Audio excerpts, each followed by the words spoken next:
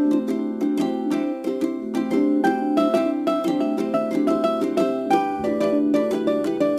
Everyone, welcome to Maharika classes. I am Richa Srivastava. ये मेरा नया प्लेलिस्ट स्टार्ट हो रहा है जिसमें मैं पीसीएस का घटना चक्र जो मैंने इन्फॉर्मेशन दिया हुआ था आपको अभी 2 दिन पहले की वीडियो में मैंने आपको इन्फॉर्मेशन दी थी कि मैं आपका घटना चक्र स्टार्ट करूँगी जिसमें बायोलॉजी का जो पार्ट है वो मैं कवर करूँगी। हालांकि काफ़ी लेट हो चुका है लेकिन फिर भी मैं इस तरीके से ये वीडियो लेकर के आ रही हूँ कि आपको आगे जो रिवीजन का जो आपका टाइम है वो वेस्ट ना होने पाए, मेरे वीडियो देख करके आपका रिवीजन हो जाए और आगे चल के आपका जो समय है वो बच जाए। तो इससे आपको बहुत बेनिफिट मिलने वाला है, इसलिए चलिए स्टार्ट करते हैं। आज का जो टॉपिक है वो क्या है? जैव विकास। जैव विकास को हिंदी में क्या, इंग्लिश में क्या बोलते हैं? इवोल्यूशन। ठीक है, इवोल्यूशन आया कहाँ से, इवोल्यूशन हुआ कैसे, ये सारी चीज़ें आज मैं आपको एक्सप्लेन करूँगी। इवोल्यूशन जो है ये लॉन्ग टर्म चलने वाली प्रोसेस है जिसमें जो बायोलॉजिकल पॉपुलेशन है उसकी बॉडी में चेंज होता है और वो चेंज इन्वायरमेंट के अकॉर्डिंग भी हो सकता है, हेरिडिटरी भी हो सकता है, यूज एंड डिसयूज के अकॉर्डिंग भी हो सकता है। तो इस तरीके से म्यूटेशन के थ्रू भी हो सकता है। तो ये जो प्रोसेस है जिसमें बायोलॉजिकल पॉपुलेशन जो है उनकी बॉडी में चेंज होता है उनके इन्वायरमेंट के अकॉर्डिंग या उनके प्रोसेस के अकॉर्डिंग, उनके यूज एंड डिसयूज के अकॉर्डिंग, और एक नई बॉडी का फॉर्मेशन होता है। यही प्रोसेस क्या कहलाता है? इवोल्यूशन कहलाता है। ठीक है, ये मैंने बहुत सिंपल सा डेफिनेशन आपको दिया है कि अगर आपको समझ में नहीं आया हो तो ये चीज़ आपको समझ में आ जाए कि इवोल्यूशन होता क्या है। ठीक है, अब इवोल्यूशन है क्या ये तो मैंने बता दिया, लेकिन इवोल्यूशन कैसे आया, ये टर्म कैसे यूज किया गया, और इससे रिलेटेड बहुत सारे थ्योरीज दिए गए जिनके बारे में आज मैं आपको बताऊंगी। ठीक है, तो चलिए स्टार्ट करते हैं। सबसे पहले जब अर्थ का फॉर्मेशन हुआ, अर्थ का फॉर्मेशन कब हुआ? लगभग 4.6 अरब साल पहले, मतलब बहुत बहुत साल पहले क्या हुआ था? हमारे अर्थ का फॉर्मेशन हुआ था। ठीक है, अब जब अर्थ का फॉर्मेशन हुआ तो अर्थ, अब यहाँ पे क्योंकि हम रह रहे हैं तो जब अर्थ बना तो अब तुरंत से हट्टे कट्टे आदमी लोग तो नहीं बन गए थे, हट्टे कट्टे लोग तो नहीं आ गए थे। तो सबसे पहले क्या चीज बनी, ये चीजों के बारे में आगे चल के साइंटिस्ट लोगों ने अपने अपने थ्योरीज दी, उन्होंने अलग अलग कॉन्सेप्ट दिया, सबका एक कॉन्सेप्ट नहीं था। उन्होंने एक एक करके कई चीजें बताई जिसमें सबसे पहले जब अर्थ का फॉर्मेशन हुआ तो अभी जो लेटेस्ट थ्योरी आई थी, मतलब वो क्या थी? ओपेरिन की थ्योरी। ओपेरिन ने अपना किस चीज पर क्या चीज बताया था? उन्होंने अपनी परिकल्पना जो दी थी वो क्या थी? रासायनिक उद्विकास के फलस्वरूप जीवन की उत्पत्ति। रासायनिक उद्विकास का मतलब क्या हुआ? केमिकल रिएक्शंस के थ्रू कैसे ऑर्गेनिज्म का फॉर्मेशन हुआ। ठीक है, केमिकल रिएक्शंस हुए, केमिकल रिएक्शंस की वजह से सबसे पहले क्या हुआ? माइक्रोमोलिक्यूल्स आए, माइक्रोमोलिक्यूल्स से क्या हुआ? मैक्रोमोलिक्यूल्स आए। जब माइक्रोमोलिक्यूल्स आपस में बाइंड हुए तो वो किस चीज का फॉर्मेशन किए? मैक्रोमोलिक्यूल्स का, जो कि जिनके पार्टिकल साइज जो है वो लार्ज होते हैं। फिर मैक्रोमोलिक्यूल से किस चीज का फॉर्मेशन हुआ? ऑर्गेनिज्म का फॉर्मेशन धीरे धीरे इवोल्यूशन के थ्रू होता रहा। ठीक है, तो सबसे लेटेस्ट थ्योरी किसकी थी? ओपेरिन की। ठीक है, ओपेरिन ने अपना थ्योरी जो परिकल्पना जो दी थी, थ्योरी का मतलब क्या हुआ? परिकल्पना, या जो उसके बारे में ओपेरिन ने जो बताया था वो क्या बताया कि रासायनिक उद्विकास के फलस्वरूप जीवन की उत्पत्ति हुई है, ये परिकल्पना उन्होंने दिया था और ये सबसे लेटेस्ट थ्योरी मानी जाती है। ठीक है, इसके पहले और भी साइंटिस्ट लोग आए थे जिन्होंने अपनी थ्योरी दिया था, वो मैं धीरे धीरे करके बताऊंगी आपको। फिर ओपेरिन ने अपनी थ्योरी दिया मैटेरियलिस्टिक थ्योरी, और इसे हिंदी में क्या बोलते हैं? भौतिकवादी सिद्धांत बोला जाता है। मतलब कुछ फिजिकल केमिकल रिएक्शंस के थ्रू इन्वायरमेंट धीरे धीरे बनना शुरू हुआ अर्थ पर, क्योंकि अर्थ जब बना था तो उस समय रहने लायक इन्वायरमेंट भी नहीं था। धीरे धीरे इन्वायरमेंट बनना शुरू हुआ। पहले जो गैसेस थी, जैसे ऑक्सीजन हमारे इन्वायरमेंट के लिए सबसे ज़्यादा यूजफुल गैस है, सबसे ज़्यादा इंपॉर्टेंट गैस मानी जाती है। लेकिन जब अर्थ का फॉर्मेशन हुआ तो उस समय सबसे इंपॉर्टेंट गैस ही अवेलेबल नहीं थी। ठीक है, तो जब सबसे इंपॉर्टेंट गैस ही अवेलेबल नहीं है तो फिर वहां पर जीवन पॉसिबल हो कैसे सकता है? ठीक, उस समय अब क्वेश्चन ये उठता है कि अगर ऑक्सीजन नहीं था तो था क्या? तो ऑक्सीजन नहीं था तो ये गैसें जो है वो प्रेजेंट थी। कौन कौन सी? CH4 थी, NH3 थी, कार्बन डाइऑक्साइड थी, CO2 थी। अब CO2 अगर प्रेजेंट है तो जाहिर सी बात है अर्थ क्या होगा, बहुत ज़्यादा हीट उसमें पाया जाएगा, मतलब बहुत गर्म होगा अर्थ, तो वहाँ पर लाइफ ऐसे भी पॉसिबल नहीं है। फिर धीरे धीरे जो ऐसे ऑर्गेनिज्म का फॉर्मेशन हुआ जो कि उसी कंडीशन में सरवाइव कर सकते हैं, ठीक है। तो सबसे पहले किसका फॉर्मेशन हुआ, अब इन्होंने ओपेरिन ने, ये मैं आगे अभी आपको एक्सप्लेन करूंगी कि फॉर्मेशन हुआ किस चीज का था। सबसे पहले मैं ये बता दूं कि ओपेरिन की ने जो कॉन्सेप्ट दिया था, वो जो थ्योरी दी थी वो मैटेरियलिस्टिक थ्योरी थी, और उनकी जो बुक थी जिसमें ये थ्योरी पब्लिश हुई थी, उस बुक का नाम क्या था, ओरिजिन ऑफ लाइफ। ओ से ओपेरिन, ओ से ओरिजिन ऑफ लाइफ, ठीक है। इतनी चीजें आपको याद करनी है कि सबसे पहले जो थ्योरी, जो सबसे लेटेस्ट थ्योरी थी, उसको किसने दिया, ओपेरिन ने दिया। उस थ्योरी का नाम क्या था, मैटेरियलिस्टिक थ्योरी, क्योंकि ये मटेरियल बेस्ड थ्योरी थी। और किस बुक में पब्लिश हुआ था हुई थी इनकी थ्योरी, ओरिजिन ऑफ लाइफ में। इनकी बुक का नाम क्या था, ओरिजिन ऑफ लाइफ। ओ से ओपेरिन, ओ से ओरिजिन, ठीक है, ओरिजिन ऑफ लाइफ, ठीक। अब इस जो बुक में जो चीज पब्लिश हुई, उसमें पब्लिश होने के बाद क्या क्या चीजें, क्या क्या पॉइंट्स दिए गए थे, ठीक है। तो पहला पॉइंट क्या था कि न्यूक्लियो प्रोटीन पार्टिकल्स का फॉर्मेशन हुआ सबसे पहले। न्यूक्लियो प्रोटीन पार्टिकल्स मतलब ऐसे ऑर्गेनिज्म जिनकी बॉडी किससे बनी हुई है, न्यूक्लियो प्रोटीन से बनी हुई है। न्यूक्लियो प्रोटीन का मतलब क्या हुआ, न्यूक्लिक एसिड प्लस प्रोटीन, ठीक है। न्यूक्लिक एसिड को हिंदी में न्यूक्लिक एसिड ही बोलते हैं, प्रोटीन को प्रोटीन ही बोलते हैं, तो इसीलिए इसको क्या बोला गया, न्यूक्लिक एसिड एंड प्रोटीन से क्या होता है, बॉडी बनी होती है, ठीक है। तब इस थ्योरी में ये बताया गया था, मतलब जो ऑर्गेनिज्म आए उनकी बॉडी किस चीज से बनी हुई थी, न्यूक्लिक एसिड प्लस प्रोटीन से, ठीक है।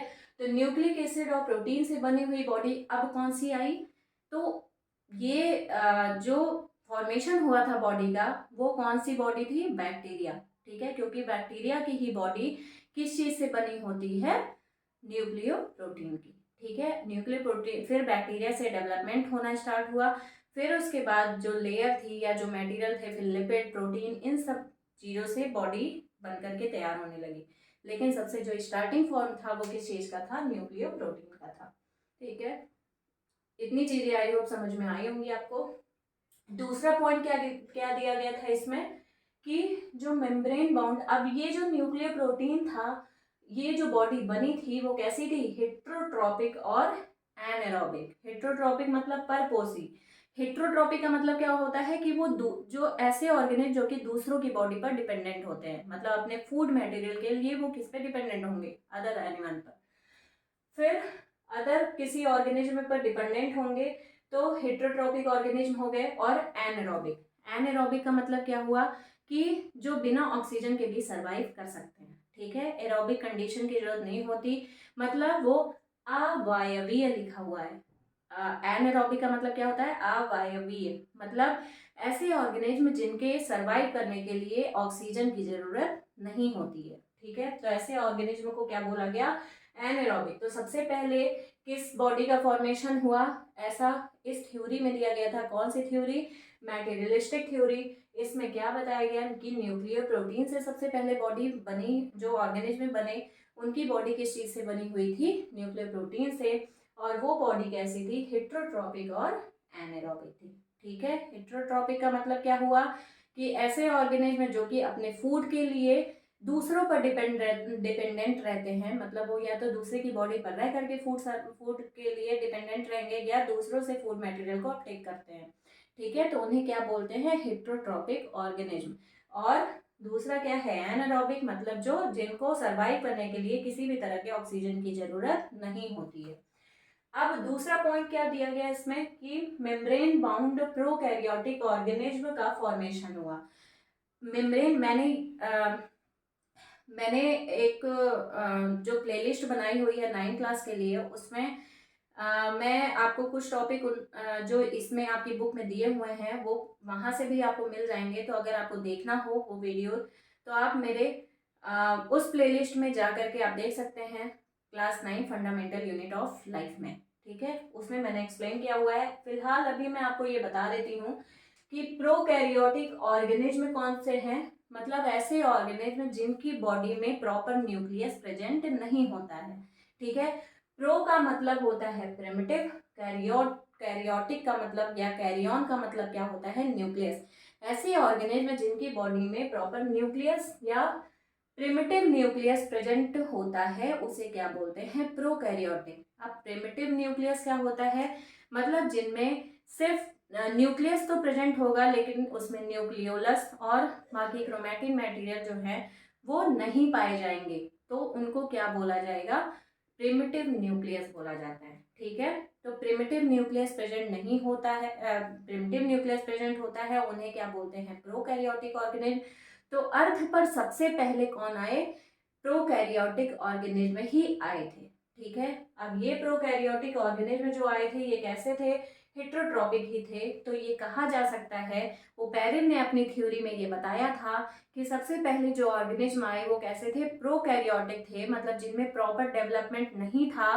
ये समझ सकते हैं आप कि जिनमें प्रॉपर डेवलपमेंट नहीं था। प्रो का मतलब होता है प्रिमिटिव। ठीक है, ऐसे ऑर्गेनिज्म जिनकी बॉडी बहुत प्रिमिटिव होती है, मतलब जो बहुत स्टार्टिंग फॉर्म में होते हैं।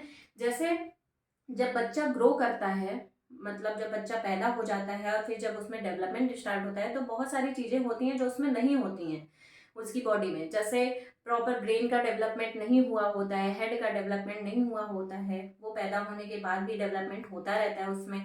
दांत नहीं निकले होते हैं, फिर धीरे धीरे दांत निकलना शुरू होते हैं। इस तरीके से सेम उसी तरीके से जैसे एक बच्चा पैदा हुआ तो उसमें बहुत सारी चीज़ें नहीं पाई जाती हैं, जैसे वो प्रिमिटिव माना जाएगा। ठीक उसी तरीके से जो ऑर्गेनिज्म आए उनमें जो डेवलपमेंट फॉर्म था ऑर्गेनिज्म का वो प्रेजेंट नहीं था, मतलब वो प्रिमिटिव फॉर्म में थे।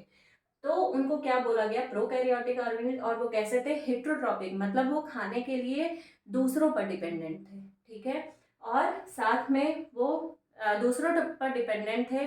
तो इस तरीके से सबसे पहले जो लाइफ फॉर्म आया वो कैसा था, प्रोकैरियोटिक और हेट्रोट्रॉपिक। ठीक है, ये एक पॉइंट आपको मिल गया यहाँ से। फिर हेट्रोट्रॉपिक से डेवलपमेंट किसका हुआ, ऑटोट्रॉप्स का।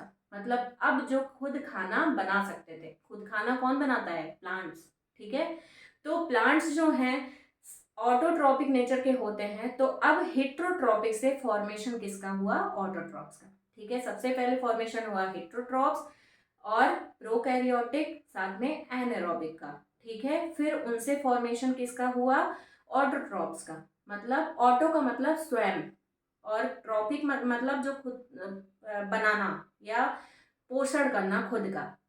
ठीक है, तो ऐसे ऑर्गेनिज्म जो खाना अपना खुद बनाते हैं या अपना पोषण खुद करते हैं उन्हें क्या बोलते हैं, ऑटोट्रॉप्स बोलते हैं। ठीक है, अब ये ऑटोट्रॉपिक ऑर्गेनिज्म में कौन आया, ब्लू ग्रीन एल्गी। ठीक है, एल्गी भी एक तरीके का प्लांट ही माना जाता है। ठीक है, मैंने अभी बताया ना कि ऑटोट्रॉप्स का मतलब क्या हुआ, प्लांट, मतलब जो अपना खाना खुद बनाए। जो अपना खाना खुद बनाए उनका सबसे बेस्ट एग्जाम्पल प्लांट ही है, क्योंकि प्लांट क्या करते हैं, आपकी बॉडी से खाना तो लेते नहीं है, हमें उनसे खाना मिलता है, मतलब वो अपनी ग्रोथ कैसे करेंगे, खुद खाना बना के।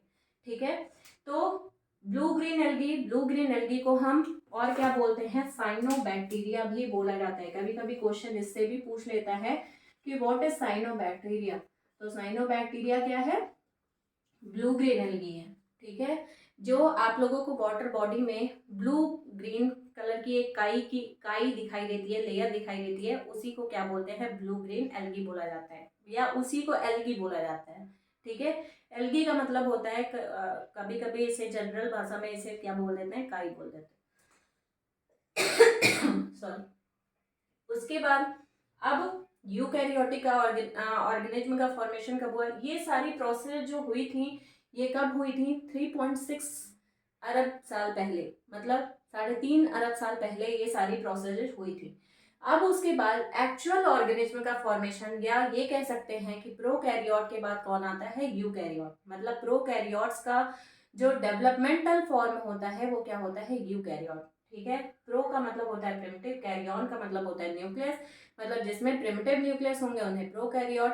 और यूकैरियोटिक ऑर्गेनिज्म का मतलब क्या हुआ, जिसमें यू मतलब होता है वेल डेवलप्ड, जिसमें वेल डेवलप्ड न्यूक्लियस पाए जाएंगे उन्हें क्या बोला जाएगा, यूकैरियोटिक ऑर्गेन। तो इस तरीके से हम ये कह सकते हैं कि प्रोकैरियोट से फॉर्मेशन किसका हुआ, यूकैरियोट्स का। कितने साल पहले, लगभग 2 अरब साल पहले। ठीक है, फिर उसके बाद ये मैं बता चुकी हूँ। फिर अब ये कहा जा सकता है कि इवोल्यूशन की मौलिक परिकल्पना जो कहते हैं वो क्या हो सकता है कि परिवर्तन के साथ ही नई बॉडी का फॉर्मेशन होता है। मतलब परिवर्तन के साथ ही क्या होता है, अवतरण होता है। अवतरण का मतलब नई बॉडी का फॉर्म हो जाना। तो ये कह सकते हैं कि सिंपल बॉडी से फॉर्मेशन किसका होता है, कॉम्प्लेक्स बॉडी फॉर्म का। ठीक है, मतलब जो प्रोकैरियोट्स थे उनकी बॉडी बहुत सिंपल थी, मतलब उसमें प्रॉपर न्यूक्लियस तक डेवलप नहीं था। लेकिन धीरे धीरे उससे फॉर्मेशन किसका हुआ, कॉम्प्लेक्स बॉडी का, मतलब यूकैरियोट्स का। ठीक है, तो इस तरीके से हम ये कह सकते हैं कि प्रोकैरियोट से किसका डेवलपमेंट हुआ, यूकैरियोट्स का। तो जब अर्थ पर लाइफ का फॉर्मेशन हुआ तो उस समय सबसे पहले डेवलपमेंट किसका हुआ, हेट्रोट्रॉपिक का, हेट्रोट्रॉप्स प्लस एनारोब्स का। ठीक है, और साथ में प्रोकैरियोटिक का फॉर्मेशन हुआ। फिर हेट्रोट्रॉप से फॉर्मेशन किसका हुआ, ऑटोट्रॉप्स का। फिर ऑटोट्रॉप्स का जब डेवलपमेंट हो गया तो ऑटोट्रॉप से फॉर्मेशन किसका हो गया, यूकैरियोट्स का। ठीक है, ऑटोट्रॉप्स प्रोकैरियोट से फॉर्मेशन फिर किसका हो गया, यूकैरियोटिक ऑर्गेनिज्म का। अब ये सारी चीजें, अभी तो स्टार्टिंग था ये सारी चीजें। अब धीरे धीरे अब बहुत सारे साइंटिस्ट ऐसे आए जिन्होंने अपना अपना एक्सप्लेनेशन दिया, अपना अपना एक थ्योरी दिया।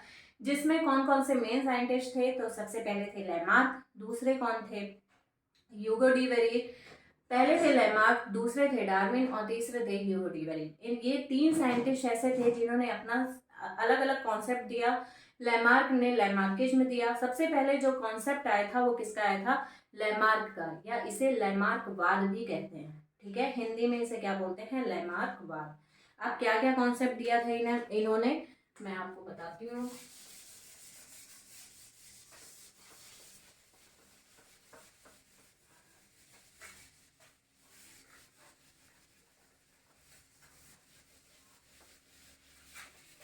ये जो साइंटिस्ट लोग थे इन्होंने जब अपनी अपनी थ्योरी दी तो उन्होंने अपनी अपनी थ्योरी जैसे जैसे वो देते गए, फिर बाद में जब इनकी थ्योरी आती गई तो क्या हुआ, उस पर बहुत सारे डिस्कशन हुए। डिस्कशन होने के बाद एक साइंटिस्ट की थ्योरी गलत बोली गई, फिर अलग साइंटिस्ट की, दूसरे साइंटिस्ट की थ्योरी बोली गई।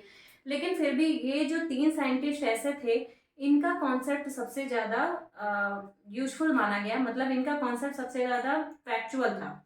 इन्होंने एक्चुअल चीजें बताई जिसकी वजह से ये माना गया कि ये जो साइंटिस्ट बोल रहे हैं ये ऐसा हुआ रहा होगा। ये अभी भी कंफर्म ऐसा नहीं बोला गया, लेकिन ये था कि ऐसा ऐसी चीजें हुई रही होंगी। ठीक है, इन्होंने प्रूफ भी दिया था इस चीज का। सबसे पहले कौन थे, लैमार्क।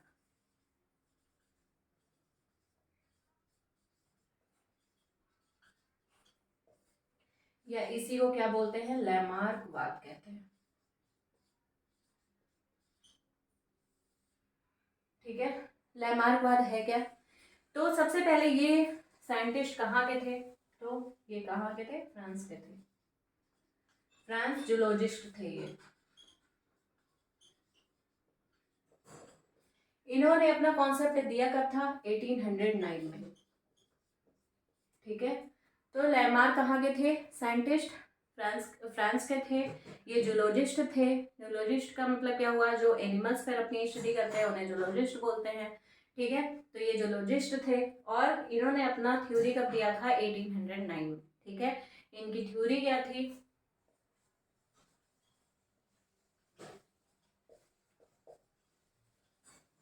Philosophic zoologic.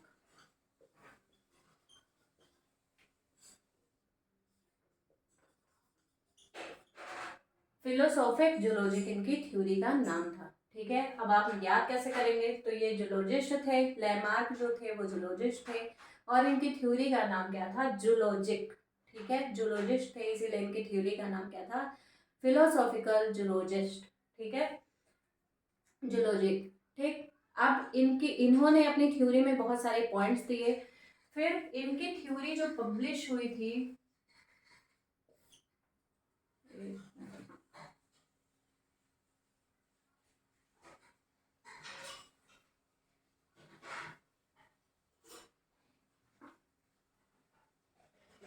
सॉरी, इनकी थ्योरी जो पब्लिश हुई थी वो इनकी बुक में, फिलोसॉफिक जूलॉजिक इनकी बुक का ही नाम है। इनकी थ्योरी में कुछ पॉइंट्स थे, वो पॉइंट्स कौन कौन से हैं वो मैं बताती हूँ आपको, ठीक है। तो सबसे पहले लैमार्क जो थे वो फ्रेंच जूलॉजिस्ट थे, ठीक है। 1809 में इन्होंने अपनी थ्योरी दिया था और इनकी थ्योरी पब्लिश किस में हुई थी, फिलोसॉफिक जूलॉजिक जो इनकी बुक का नाम था, ठीक है। थोड़ा मैं भी कंफ्यूज हो गई थी, इनकी बुक का नाम था फिलोसॉफिक जूलॉजी, ठीक है। अब इन्होंने कौन कौन से पॉइंट्स दिए थे, इसमें पहला पॉइंट ये था कि हर ऑर्गेनिज्म में क्या होता है, बड़े होने की कैपेसिटी होती है, ठीक है। सारे ऑर्गेनिज्म ऐसे होते हैं जिनमें ग्रो करने की कैपेसिटी पाई जाती है, ठीक है। हर ऑर्गेनिज्म क्या करता है, ग्रो करता है। जैसे हम जब पैदा हुए थे तो हम आज भी इतने बड़े तो है नहीं, हम क्या हुए, ग्रो किए, ठीक है। हमारे बॉडी में डेवलपमेंट हुआ, ग्रोथ हुई। तो इस तरीके से हर ऑर्गेनिज्म में ग्रोथ एंड डेवलपमेंट की प्रोसेस होती ही होती है। दूसरा क्या पॉइंट था इनका कि इन्वायरमेंट का इफेक्ट पड़ता है हर ऑर्गेनिज्म पर, इन्वायरमेंट इफेक्ट, ठीक है। सारे ऑर्गेनिज्म ऐसे हैं जिन पर इन्वायरमेंट का इफेक्ट पड़ता है। तो इन्होंने अपनी थ्योरी में दो चीजें बताई। सबसे पहला तो हर ऑर्गेनिज्म में ग्रो करने की कैपेसिटी पाई जाती है, इसीलिए धीरे धीरे इवोल्यूशन होता गया। अगर ग्रो नहीं करता ऑर्गेनिज्म तो इवोल्यूशन भी पॉसिबल नहीं था, ठीक है। तो इवोल्यूशन की प्रोसेस में ग्रोथ का होना जरूरी था, ये पॉइंट इन्होंने बिल्कुल ठीक दिया। फिर इन्वायरमेंटल इफेक्ट पड़ता है, जैसे कुछ ऑर्गेनिज्म ऐसे होते हैं जो कि ठंडे इन्वायरमेंट में प्रेजेंट होते हैं और कुछ ऐसे होते हैं जो कि बहुत गर्म इन्वायरमेंट में पाए जाते हैं, जैसे कैक्टस प्लांट, ठीक है। कैक्टस प्लांट आपको इधर कहीं दिखाई नहीं देगा, ये दिखाई किधर देगा, हमेशा डेजर्ट एरिया में, ठीक है। तो ऐसे ऑर्गेनिज्म जो कि इन्वायरमेंटल कंडीशन के हिसाब से अपनी बॉडी में चेंज कर लेते हैं या वहां से मूव आउट कर जाते हैं, ठीक है। तो ये क्या हुआ, ये भी एक इवोल्यूशन का ही पार्ट माना गया, क्योंकि अगर इवोल्यूशन में इन्वायरमेंट का इफेक्ट पड़ रहा है तो क्या होता, ऑर्गेनिज्म सर्वाइव ही नहीं कर पाता। इसीलिए इन्वायरमेंट की वजह से, इन्वायरमेंट में जैसे जैसे चेंज होता गया, क्या हुआ, ऑर्गेनिज्म अपनी बॉडी में चेंज करना स्टार्ट कर दिया, ठीक है। तो ये भी क्या, किस चीज की प्रोसेस में आया, इवोल्यूशन की प्रोसेस में ही आया, ठीक है। तीसरा पॉइंट क्या था, use and disuse of organs.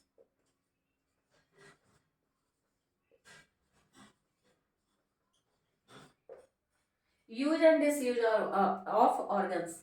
बहुत सारे ऑर्गेनिज्म ऐसे हैं, जैसे हमारी बॉडी में एक होता है, एक, जैसे हमारी बॉडी में पहले टेल पाई जाती थी, ठीक है।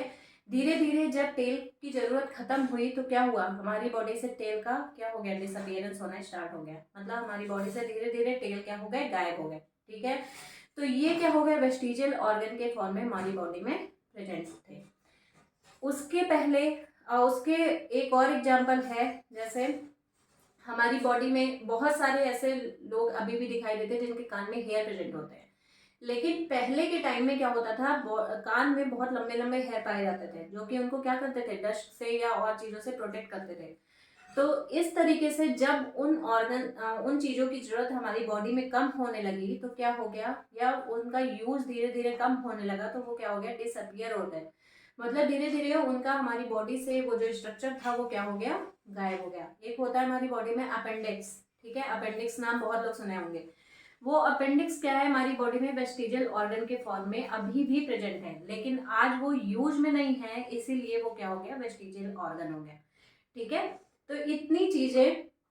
एक और पॉइंट दिया था उन्होंने, इनहेरिटेंस ऑफ एक्वायर्ड कैरेक्टर्स।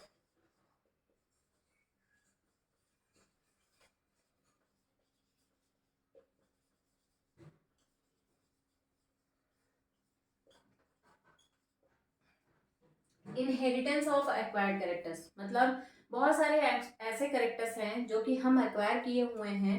वो कहाँ से, वो हमें अपने पेरेंट्स से मिला हुआ है। मतलब बहुत सारी चीजें, जैसे क्या था कि बहुत सारे ऐसे ऑर्गेनिज्म थे जिनका धीरे धीरे पहले वो अपने पेरेंट की तरह ही दिखते थे, लेकिन जैसे जैसे चेंज आता गया इन्वायरमेंट में गया और जिस तरीके से उनके बॉडी में चेंज होता गया, वो क्या हो गया, अपने पेरेंट्स से डिफरेंट हो गए। तो इस तरीके से ये कहा जा सकता है कि पहले तो एक्वायर किया जाता है कैरेक्टर्स को, लेकिन जैसे जैसे इवोल्यूशन की वजह से हमारी बॉडी में चेंज होता रहता है, हमारी बॉडी क्या होती है, अलग फॉर्म में कन्वर्ट हो जाती है। ठीक है, तो ये भी क्या हो गया, इवोल्यूशन का ही एक पार्ट हो गया। तो इस तरीके से लैमार्क ने अपनी बुक में 4 पॉइंट्स दिए थे। पहला क्या था कि हर ऑर्गेनिज्म में ग्रो करने की कैपेसिटी पाई जाती है। दूसरा क्या था कि हर ऑर्गेनिज्म की बॉडी पर एनवायरनमेंट का इफेक्ट पड़ता है। तीसरा क्या था कि हर ऑर्गेनिज्म अपनी बॉडी को use and disuse of organs के अकॉर्डिंग उनकी बॉडी में ऑर्गन्स क्या हो जाते हैं, डिसअपियर हो जाते हैं, या ऑर्गन डेवलप और ज़्यादा डेवलप्ड फॉर्म में आ जाते हैं। जैसे इन्वायरमेंट में की बात अगर की जाए या यूज एंड डिसयूज की बात की जाए, तो इसमें एक एग्जाम्पल आता है जिराफ का।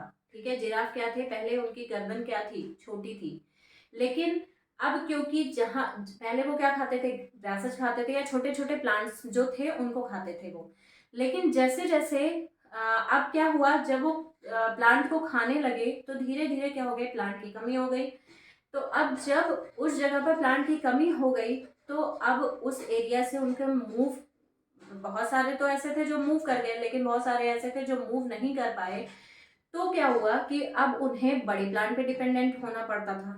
तो वो क्या किए, अपनी गर्दन को ऐसे उचक उचक करके वो खाना शुरू किए। ठीक है, तो जब वो उछल उछल के खाना शुरू किए तो क्या हुआ कि उनकी गर्दन धीरे धीरे क्या हुआ, आगे की जनरेशन में, वही जो कहा गया है कि आगे की जनरेशन में क्या हुआ, उनकी गर्दन जो है वो लंबी होने लगी। ठीक है, तो आज हमें जो प्रेजेंट टाइम में जिराफ दिखाई देते हैं वो कैसे दिखाई देते हैं, लंबी गर्दन वाले। ठीक है, इसे बोलते हैं use and disuse of organs. ठीक है, तो इन्वायरमेंट में जैसे जैसे प्लांट की कमी होती गई, क्या हुआ, वो अपने ऑर्गन्स को या अपनी गर्दन को वो क्या करने लगे, और थोड़ा सा ऊंचा करके तब वो प्लांट की लीफ को तोड़ तोड़ करके खाते थे। ठीक है, जिससे ये हुआ कि उनकी गर्दन, आगे की जो जनरेशन थी उसमें धीरे धीरे क्या हुआ कि लंबी गर्दन वाले ऑर्गेनिज्म जो है वो ग्रो करने लगे, या लंबी गर्दन वाले जिराफ जो थे वो ग्रो करने लगे। ठीक है, फिर उसके बाद चौथा क्या था, इनहेरिटेंस ऑफ एक्वायर्ड कैरेक्टर्स। ठीक, तो अब इतनी चीजें किसने बताया था, लैमार्क ने बताया था। अब उसके बाद लैमार्क को ने थ्योरी कौन सी दी थी,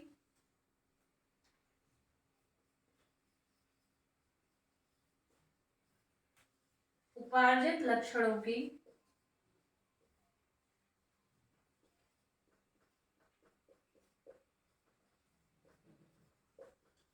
वंशागति का सिद्धांत।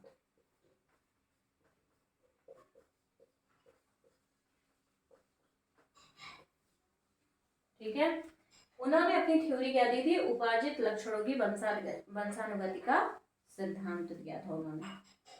ठीक है, मतलब बहुत सारे कैरेक्टर्स जो हैं वो क्या होते हैं, हम एक्वायर करते हैं। मतलब उन्होंने क्या दिया था, इनहेरिटेंस ऑफ एक्वायर्ड कैरेक्टर्स पर ही बेस्ड थ्योरी थी उनकी। मतलब क्या था कि हम बहुत सारे कैरेक्टर्स क्या करते हैं, एक्वायर करते हैं, मतलब अपने पेरेंट्स से बहुत सारे कैरेक्टर्स हमें मिलते हैं, जिनमें ही आगे चल के चेंज हो जाता है। वो किस वजह से होता है, इवोल्यूशन की वजह से, क्योंकि हमें सरवाइव करने के लिए चेंज करना अपनी बॉडी में बहुत ज़्यादा जरूरी है। अगर हम अपने बॉडी को उस अकॉर्डिंग चेंज नहीं करेंगे या अपने नेचर को उस अकॉर्डिंग चेंज नहीं करेंगे, तो क्या होगा, हम सरवाइव नहीं कर पाएंगे। तो लैमार्क ने यही चीज़ें बताई थी कि अगर हम अपनी बॉडी में चेंज नहीं करते जाएंगे तो क्या होगा, हम सरवाइव नहीं कर पाएंगे। ठीक है, अब दूसरे कौन से थे साइंटिस्ट जिनका नाम था, तो लैमार्क ने कौन सी थ्योरी दिया था, उपार्जित लक्षणों की वंशागति का सिद्धांत दिया था। ठीक है, लैमार्क की बुक का नाम क्या था, क्या था, लैमार्क की बुक का नाम था फिलोसॉफिक जूलॉजी। ठीक है, लैमार्क कहाँ के थे, फ्रांस के थे। ठीक है, इन्होंने अपनी थ्योरी कब दिया था, 1809 में दिया था, और इन्होंने 4 पॉइंट्स बताए थे अपनी थ्योरी में। इनकी थ्योरी क्या थी, उपार्जित लक्षणों की वंशागति का सिद्धांत दिया था इन्होंने। और इन्होंने अपनी थ्योरी में क्या बताया था, पहला क्या था कि बड़े होने की क्षमता पाई जाती है, मतलब ग्रो करने की कैपेसिटी होती है, use and disuse of organs होता है, ये बताया। फिर acquired characters, inheritance of acquired characters बताया था, और दूसरा क्या बताया था, एनवायरमेंटल इफेक्ट। ठीक है।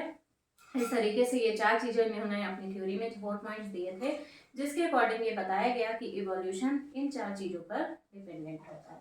ठीक है, आज के लिए इतना ही। मैं अभी और वीडियो बना करके आपको डार्विन और साथ में ह्यूगो डी ये दोनों एक साथ ही बता दूँगी। ठीक है, आई होप इतनी चीज़ें आपको समझ में आई होंगी। अब मैं जो आगे स्टार्ट करूँगी वो आगे के चैप्टर्स में वो धीरे धीरे एक एक चैप्टर एक ही दिन में कवर करूँगी, क्योंकि ये थोड़ा सा बोरिंग है, इसलिए मैं थोड़ा थोड़ा टॉपिक लेकर के चल रही हूँ, जिससे कि आपको समझने में कोई प्रॉब्लम ना होने पाए। ठीक है, और मैं अपना बेस्ट देने की इसलिए कोशिश कर रही हूँ कि आपको आगे चल के रिविजन ना करना पड़े। मेरे वीडियोस देख करके आपको जो भी प्रॉब्लम्स हैं या जो भी चीज़ें अभी भी कंफ्यूजन में हैं, वो सारी चीज़ें मैं आपको कंफ्यूजन दूर करने की पूरी कोशिश कर रही हूँ, और आई होप ये कोशिश मेरी सफल हो। चलिए, अगर मेरे वीडियो आपको पसंद आ रहे हों तो प्लीज़ मेरे वीडियोस को लाइक करिएगा, शेयर करिएगा एंड सब्सक्राइब करिएगा। Okay, thank you.